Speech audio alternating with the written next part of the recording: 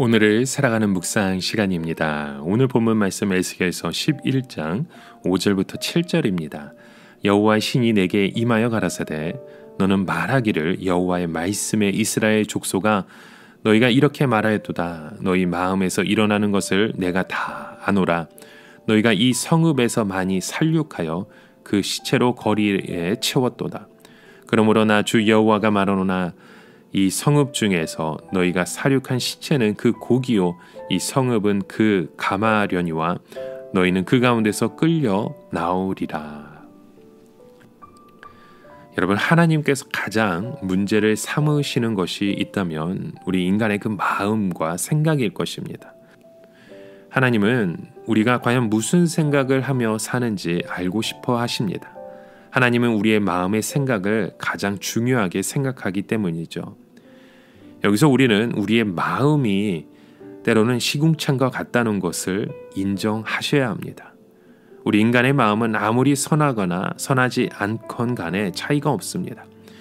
우리의 생각은 구정물통과 같아서 쉴 새 없이 추악하고 더럽고 악한 생각이 흘러나와서 우리의 마음과 생각을 채우게 됩니다. 하나님의 백성은 세상의 안정된 삶보다도 이것 때문에 고민을 하고 몸부림치는 그런 믿음의 삶이 일어나야 합니다. 우리가 어떻게 하면 악하고 추악한 생각을 하지 않을 수 있을까? 여러분, 우리의 마음이 깨끗해질 수 있는 유일한 방법은 우리 마음속에 하나님의 말씀을 가득 담아내는 것입니다. 하나님의 말씀은 우리의 마음을 깨끗하게 하고 하나님을 생각하게 합니다. 아무리 우리의 마음이 오염되어 있고 더럽혀져 있어도 하나님의 말씀은 우리의 그 마음을 능히 깨끗게 하십니다. 우리가 진정으로 하나님을 생각할 때 우리는 하나님을 소유하게 됩니다. 그래서 오늘 본문 말씀에 보면 이 에스겔서에서 우리가 보는 것이 무엇입니까? 그 마음의 악한 생각은 신문지 같은 것으로 덮어놓고 거룩한 채 그렇게 겉으로는 거룩한 삶을 그들이 살아갔다는 것입니다. 그리고 실제로는 많은 사람들을 살육했다고 말씀하죠. 물론 여기서 말하는 살육이 실제로 사람을 살인한 것은 아니었을지 모릅니다. 그러나 진정한 믿음을 가지려고 하는 자에게 하나님의 말씀을 듣지 못하게 하는 것은 그들을 죽이는 것입니다. 오늘 가장 무서운 살인은 진리를 거짓으로 바꾸어 버리는 것입니다. 그러면 그 사람들은 정신적으로 죽이는 것이죠. 예수님은 소자들을 실족하게 하지 말라고 말씀하시면서 그 소자 한 사람이 실족하기보다는 차라리 연자 맷돌을 목에 매달아 죽이는 것이 더 낫다는 말씀을 하셨습니다. 연자 맷돌은 나귀들이 돌리는 아주 큰 맷돌인데요. 그것을 사람의 목에 매어서 바다에 빠뜨리면 절대로 나올 수 없습니다. 살 수가 없습니다. 그러나 이것보다 더 무서운 것이 바로 영적인 살인입니다. 즉 하나님의 말씀을 듣지 못하게 해서 죽이는 것입니다. 유대 지도자들은 일반 백성들이 바른 하나님의 말씀을 듣지 못하도록 막았습니다. 그 이유는 그렇게 해야 자기들이 오래오래 기득권을 누릴 수 있기 때문입니다. 그러나 그것은 가장 무서운 죄였습니다. 하나님께서는 차라리 살육당한 자들은 고기라고 표현을 하셨잖아요. 왜냐하면 이 사람들은 바벨론에 붙들려 가서 우상을 버리고 하나님을 도로 찾기 때문입니다. 그러나 그들은 가마에서 끌려 나와서 죽을 것이라고 말씀하신 것입니다. 여러분, 하나님께서 예루살렘 지도자들과 남은 백성들에게 안정된 삶을 주신 것은 바로 그들의 믿음을 달아보시는 것이었습니다. 그들이 진정으로 하나님을 두려워했다면 결코 안정된 삶으로 만족할 수가 없었던 것입니다.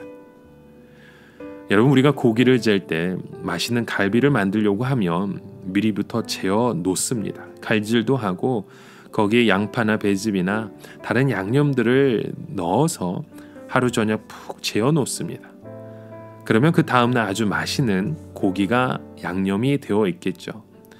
그러나 그렇게 하지 않고 그냥 마구잡이로 잘라 놓는다면 때론 고기가 너무 질겨서 먹기 어렵게 됩니다.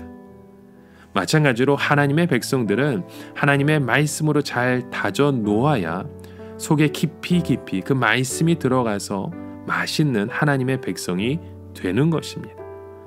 그러나 하나님의 백성에게 세상의 가르침이 들어가면 그때부터는 질겨지기 시작합니다. 얼마나 교만해지게 되고 얼마나 잘난 체 하게 되는지 그때부터는 어느 누구의 말도 들으려 하지 않게 되는 것입니다. 그래서 은혜를 받으려면 제대로 받아야지 엉터리로 받으면 안 됩니다. 그러면 제대로 은혜를 받는 표시가 무엇입니까? 그것은 바로 겸손입니다. 특히 하나님의 은혜에 더 줄이고 목말라 하면서 결코 자기 자랑을 하려고 하지 않는 것입니다.